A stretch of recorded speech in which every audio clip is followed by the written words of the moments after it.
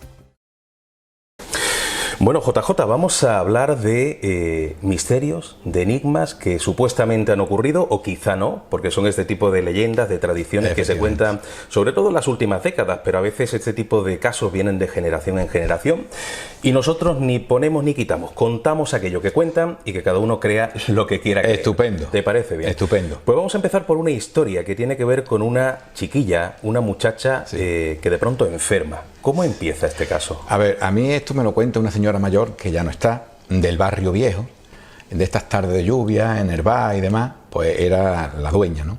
Y allí contando historias, pues me causó mucha impresión porque me contó que allí cerca, justo detrás de la iglesia, pues vivía un matrimonio donde la niña enfermó. Tenía una niña, una muchachita ya, y enfermó. Una enfermedad bastante agresiva, bastante mal. Bueno, pues antiguamente aquí en el Laurín, cuando ya estaba la cosa muy mal, la enfermedad, pues los vecinos entraban a, no sé cómo decirte, a velarla, ¿vale? Ahora los velatorios es cuando ya muere, pero antiguamente, si estabas muy enfermo, entraban los vecinos, mayormente para apoyar a la familia. Claro. Bueno, pues estaban velándola todo allí, la niña todavía estaba viva arriba, en el cuarto de arriba, pero bueno, ya se fueron, ya llegó la noche, tal y cual, salieron cada uno para su casa, y ya dice que a la madre, ¿no? Que se queda con la niña le pide agua, niña, mamá, tráeme un vasito de agua y tal, y cuando la madre bajó abajo, pues entró, es lo que me cuentan, ya te digo que para mí esto es muy fuerte porque, en fin, entró una señora vestida de negro y le dijo, bueno, tranquilízate, le cogió la mano, no te preocupes, que tu enfermedad se va a curar, que vas a ver nuevamente a los santos de pasar, sería la protección o algo de eso, y te vas a recuperar, tú te vas a recuperar, tú ten fe y tal y cual. Claro, le dice, pero tienes que hacer algo a cambio, y es que tu madre tiene que ir y hacer una misa a Santa Bárbara en la iglesia, en la ermita del Alamillo, ¿no? La niña, claro, media enferma y tal, lo escuchó, pero claro, cuando la mujer se va, llega la madre con el vaso de agua. ¿No te has encontrado a esta señora? ¿A quién? Yo no he encontrado a nadie. Yo no he visto a nadie, que ni nadie, ya se han ido todos los vecinos. No, acaba de entrar y salirse, una mujer así, alta, vestida de negro, que me ha dado la mano y me ha dicho que me voy a curar. Pero tienes que hacer una misa, encenderle una vela a Santa Bárbara, antes que termine el año. para que el año que viene yo ya pueda salir y ver las, no sé, las procesiones, no sé, algo de eso era. Pues ya hace tiempo que me lo contó, ¿no? Bueno, pues resulta que la madre como que no le echa mucho, porque claro, está delirando, esta niña que está mal, está delirario ahí, y no le echa mucho cuento. La niña se recupera, sí, se recupera, sale, va al colegio, todo normal, porque esto era a último de julio, por ahí. Se recupera la niña, pero no le hacen eso. Claro. Pasa el año, justo. La niña en enero empieza a caer, hasta que enferma otra vez, igual o un poco peor. Ajá. Claro, se da cuenta la madre que a ver si va a ser por lo que me contó mi hija. Total, que prepara a los vecinos, tal y cual, y la llevan a la ermita, al Alamillo, y le hacen su misa.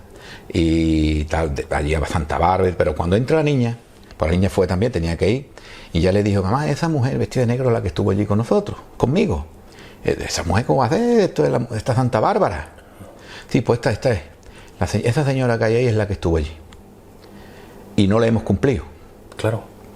Dice, no, pero ya ahora le vamos a hacer la misa, tal y cual, encendieron las velas, tal y cual, hicieron la misa, y la niña murió, no llegó a la Semana Santa. Eso es lo que me cuentan, ¿vale? Yo de ahí a allá ya no sé, ni de ahí para atrás. Pero es la lo que historia me es curiosa, ¿no? Porque sí, si hubiera ocurrido así, que no lo sabemos, ¿no? Posiblemente forma parte el tema es que yo nunca sabía que Santa Bárbara existía aquí en Alhaurín, ¿sabes? Interesante. Hasta que me he informado de un señor, dice, sí, está allí en el Alamillo como una hornacinita, está Santa Bárbara. Y si yo pregunto a mucha gente en la iglesia, ¿dónde está Santa Bárbara? Aquí no había Santa Bárbara. Y si no lo sabías tú, no lo sabía nadie, ¿eh? No, hombre.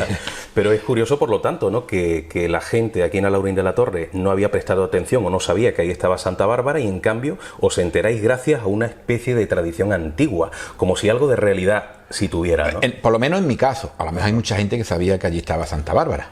Pero, por ejemplo, mis hermanas, que son muy religiosas, nunca han visto...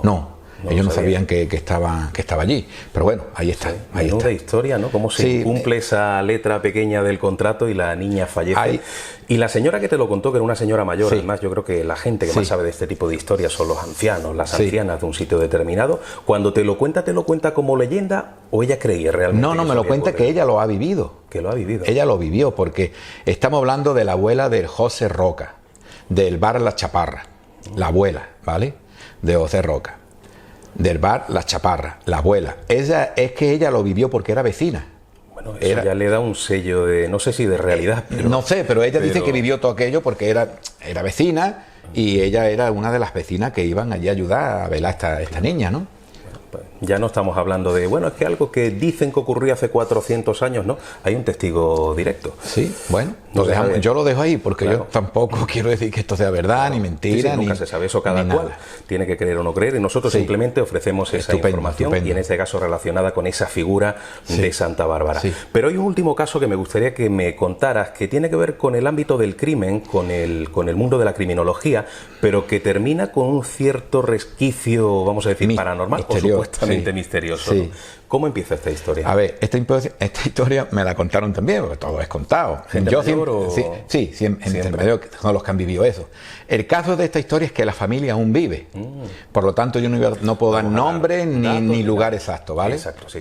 Si está viendo la familia, sabe muy bien de a quién me refiero, pero que yo tampoco sé ni quién son, porque eran ya hace muchos años y yo ni habría nacido. Pero bueno, me la cuenta otra señora, la historia de un crimen apasional, porque antiguamente los hombres eran muy... Bueno, antiguamente, lo estamos viendo todavía.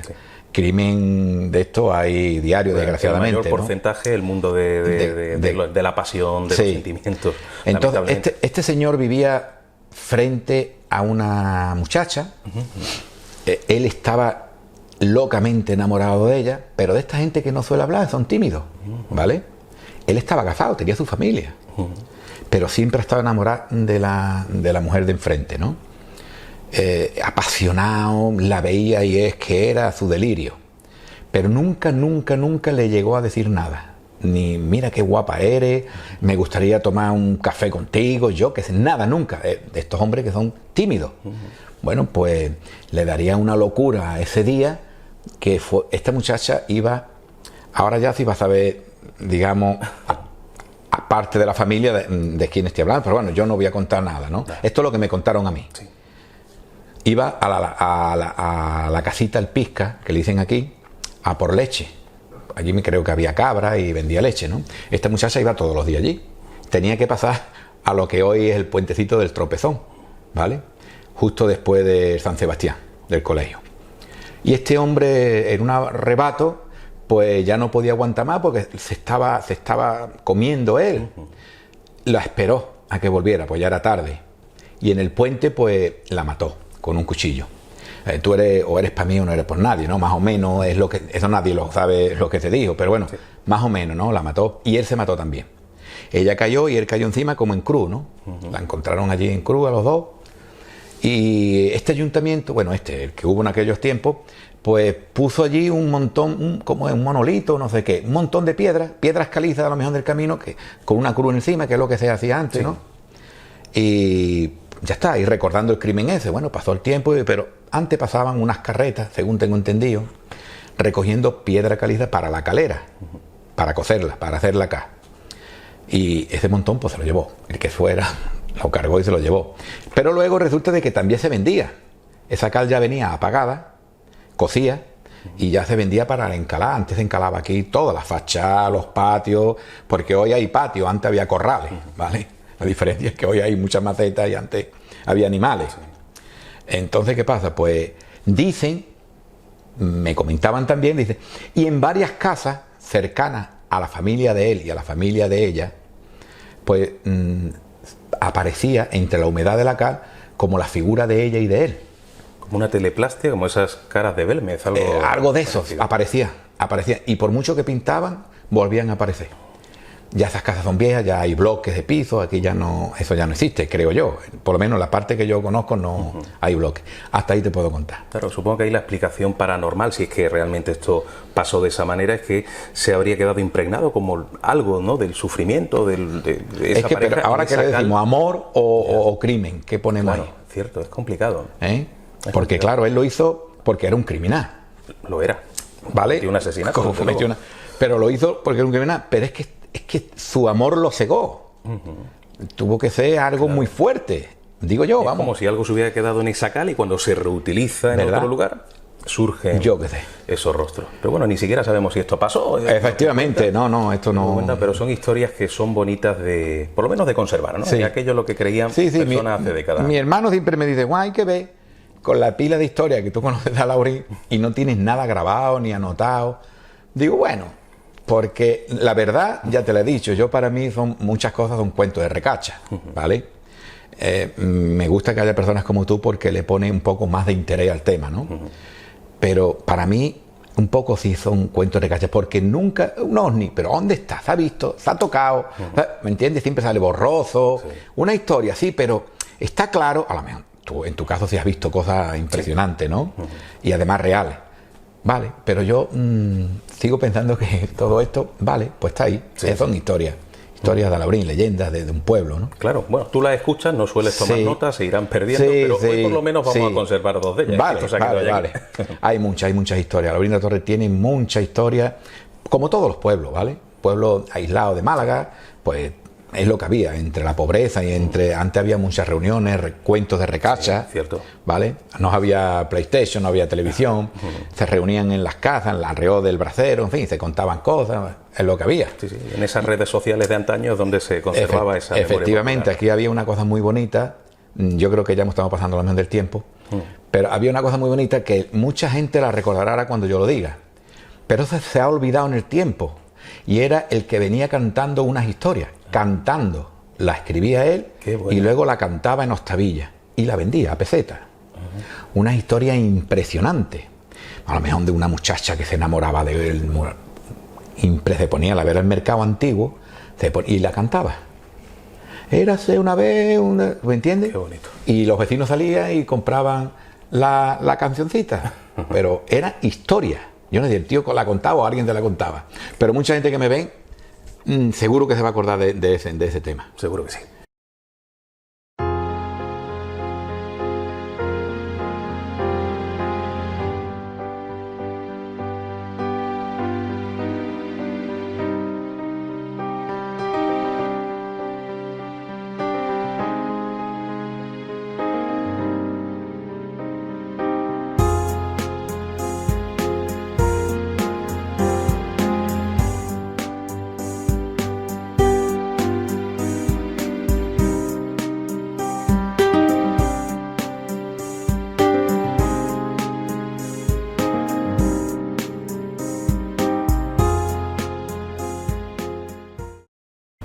Bueno, José Antonio, vamos a conocer una historia que tiene que ver con el mundo del crimen que ha ocurrido aquí en Alaurín de la Torre y que, como suele pasar siempre con las cosas antiguas, ha ido cayendo en el olvido, la gente ya no la recuerda.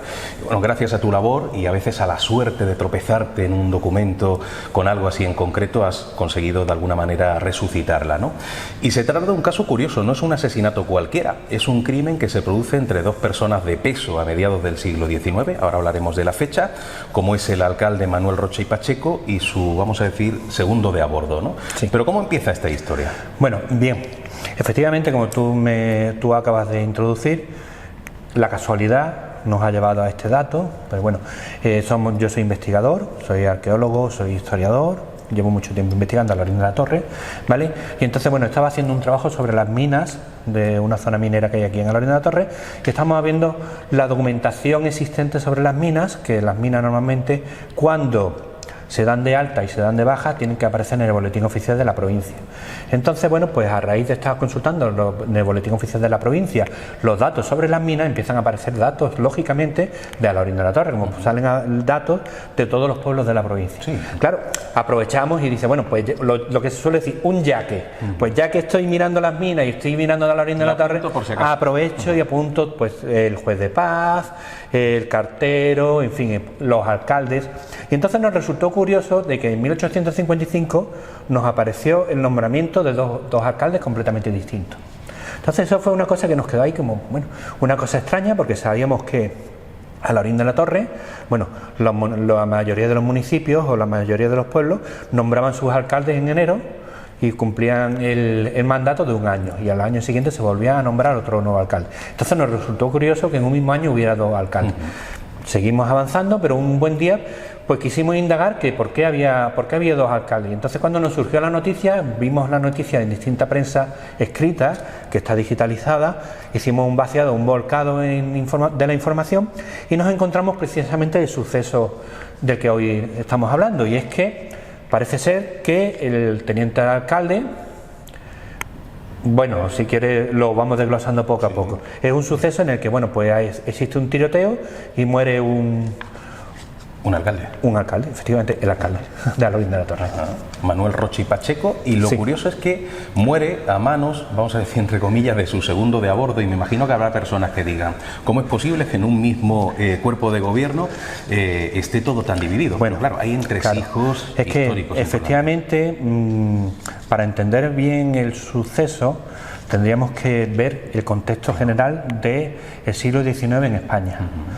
Eso que hemos hablado hace un momento fuera de micrófono, pues los movimientos sociales, los movimientos obreros, el problema que existe en el campo, en la zona agraria, con el caciquismo, con los grandes terratenientes que se aprovechan y explotan a la población. Entonces ese es el contexto en el que estamos, ¿vale? Nos encontramos también, como te había comentado antes, de que hay una cosa extraña, y es que se nombra al alcalde en un momento en que no es el adecuado o que no es el habitual, ¿vale? Entonces, pues, debió de existir algún problema, alguna discusión, que ahora, si quieres, nos centramos un poco más en ella, y a raíz de esa discusión, pues alguien se llevó un tiro mal dado, ¿vale? Vamos a conocer la historia, por lo tanto, desde el principio, aquel día en el cual este teniente alcalde, no recuerdo ahora mismo el nombre, no sé si lo tienes por ahí sí, a mano, pero estaba... Bueno, es que al final son muchos datos, son muchos recortes y tal. Claro, pero sí es cierto que estaban en su vivienda, se supone, o sea, podemos presuponer que estaban organizando lo que eran las fiestas de San Juan, que estaban muy cercanas, y parece que en un momento determinado hay un problema dentro de la vivienda, ¿no? Bueno, bien. Esto es suposición, porque vamos, nosotros simplemente, ya te digo, es una noticia que nosotros descubrimos o encontramos, la investigamos un poquito, pero tampoco nos hemos metido a fondo, porque tampoco, ya te digo, como te he dicho antes, yo soy arqueólogo, mi línea de investigación no es exactamente el siglo XIX o el siglo XX, pero aún así, bueno, la curiosidad nos picó y indagamos un poco. Entonces parece ser que tenemos un equipo de gobierno, un ayuntamiento nombrado en mayo. Sí. A principios de mayo se nombra un nuevo ayuntamiento en Alaurín de la Torre. Resulta que tenemos muy cerca la fecha de junio. Claro. En junio, a finales de junio, se celebra la Feria de San Juan, que es la feria patronal de Alaurín de la Torre. Es posible que este equipo de gobierno que entra o que toma posesión en mayo se encontrara con los actos religiosos festivos de la Feria de San Juan en marcha. Y es posible que esta reunión que se hace a mediados finales de junio, antes de la Feria de San Juan, tuviera mucho que ver precisamente con estos festejos. Claro. Y que posiblemente pues surgiera la desavenencia, pues que a lo mejor no le gustara la caseta o no le gustara lo que el equipo anterior de gobierno hubiera programado para esa fecha. ¿Qué ocurre? Pues bueno, pues como en este caso parece ser que no existía casa consistorial, las reuniones se hacían en la casa de los propios alcaldes o incluso los tenientes de alcalde, etcétera, etcétera, pues bueno, pues parece ser que la cosa va a más y entonces el teniente de alcalde, que era en su casa donde estaba desarrollando la reunión, no estaba el alcalde, echa a parte del equipo de gobierno, ¿vale? ¿Qué ocurre? Pues bueno, pues entonces van a pedirle cuentas al alcalde. El alcalde obviamente vuelve al sitio donde se está celebrando la reunión, pega en la puerta y entonces cuando le pegan un tiro. Porque bueno, simplemente la conversación o la discusión tuvo que ir a mucho más de lo que nosotros estamos diciendo hoy aquí. Bastante. Porque vamos, de hecho estaban esperándolo y tal como llegó a la puerta, pegó en la puerta, le cerrajaron un tiro. Madre mía. Lo que ocurre es que ya has visto, pues ya has echado un vistazo en los distintos recortes de prensa, los sensacionalistas que era en el momento la prensa, porque se habla de bandos, se habla de anarquía, se habla de grupos de gente con escopeta pegando tiros por la calle, cuando realmente la información veraz parece ser que cometido el asesinato, porque obviamente él falleció del tiro que le dieron en el pecho, pues se da parte a la autoridad judicial, que en este caso la autoridad judicial es el alcalde, el juez del partido judicial de la Alameda de la capital, que es la que en ese momento estaría de guardia o en su defecto era el que llevaba esta zona, y ese hombre pues ni corto ni perezoso, y como es normal se desplaza con la Guardia Civil, porque un juez cuando va a levantar un cadáver va con la Guardia Civil. Entonces claro, de ahí ya había tropas que habían entrado en el pueblo para poner en orden a la población, que si había dos bandos enfrentados con navajas y con escopetas, que llevaban una semana pegándose tiro, en fin, ya sabes tú que la noticia de un granito de arena se hace un castillo. Claro, es que además cuando uno lee esas crónicas un poco amarillistas, ¿no? De cómo la gente durante varios días están pegándose tiros a navajazos y no muere nadie, no hay ningún herido. Claro, efectivamente. Hay que pensar que en realidad la cosa no fue tan grave, ¿no? Claro, además te lo dicen, en el momento que tengamos más información ampliaremos la noticia y no luego examinas la información y no examinas distintos días o incluso un mes posterior y no hay ninguna más información. O sea, no sabemos exactamente cómo terminó físicamente el desenlace. Suponemos que el señor que pegó, el teniente de alcalde que le pegó un tiro al alcalde, es de suponer que ese hombre sería ajusticiado, bueno, pasaría por un juicio, seguro, pasaría por la cárcel, pero no hemos seguido investigando mucho más allá. Pero ya te digo, para entender el acontecimiento tendríamos que retrotraernos a toda la mentalidad de la época y bueno, y aparte lo que te he dicho, a Lorín de la Torre, en esta época, final del siglo XIX, más bien mediados, pues era una aldea muy pequeña, era un pueblo que prácticamente acababa de escindirse de Málaga capital, nos escindimos en 1810 y hay una serie de juicios y problemas entre Málaga capital y Alhaurín de la Torre, y aparte lo que te decía, hay muchísima población que no vive en Alhaurín de la Torre físicamente, sino que es población que vive en los cortijos, en la zona de minas, porque bueno, pues al no haber unas comunicaciones tan fluidas como las de hoy, pues la gente vivía cerca de su trabajo. Entonces, el casco histórico no era ni mucho menos como el de hoy en día. ¿Y cómo es posible que una historia como esta, la muerte, el asesinato de Manuel Roche y Pacheco, este alcalde, haya caído tan rápido en el olvido? Porque no es habitual que un alcalde sea asesinado en un municipio, ¿verdad? Bueno, no es lo más habitual, pero sin embargo tenemos que después en la guerra civil se producen muchísimos fusilamientos y muchísimos asesinatos, tanto de un bando como de otro. O sea, estos son... Y eso eclipsa a todos los... Claro, efectivamente. También hay que tener en cuenta una cosa, esto pasa un poco desapercibido porque, como te he dicho, el ayuntamiento de Alhaurín de la Torre no es un ayuntamiento modélico en esta época, ¿vale? De hecho, unos años después, incluso es intervenido por el gobernador civil, pues porque no se presentaban las cuentas y no estaban las cosas en condiciones. En fin, hay un problema también con el secretario judicial, secretario del ayuntamiento. Entonces Sí, que no era precisamente todo lo... El ayuntamiento no era exactamente como debía de ser, y aparte, ¿por qué ha pasado bastante desapercibida la información? Porque no se conserva ningún documento de esa época en el ayuntamiento. Qué pena, claro.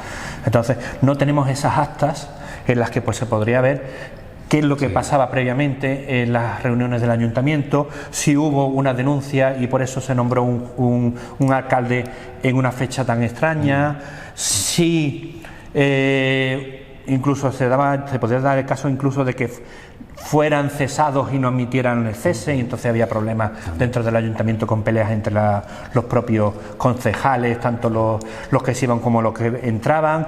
En fin, no tenemos esa información porque la hemos perdido las actas de esa época. Bueno, por lo menos hemos conservado esta pequeña historia gracias a esa casualidad. Tú buscando cosas de arqueología, te salta este caso y nos sirve pues eso, para ir conservando un poquito la memoria antigua del pueblo, que es lo importante, ¿verdad? En definitiva sí. Hoy el menú ha estado compuesto de milagros religiosos, teleplastias, crímenes pasionales, y es que, como siempre digo, no podemos permitir que este tipo de casos, que este tipo de historias se pierdan en el pozo del olvido. Nos vemos en una próxima edición de Málaga Misteriosa. Un fuerte abrazo, amigos.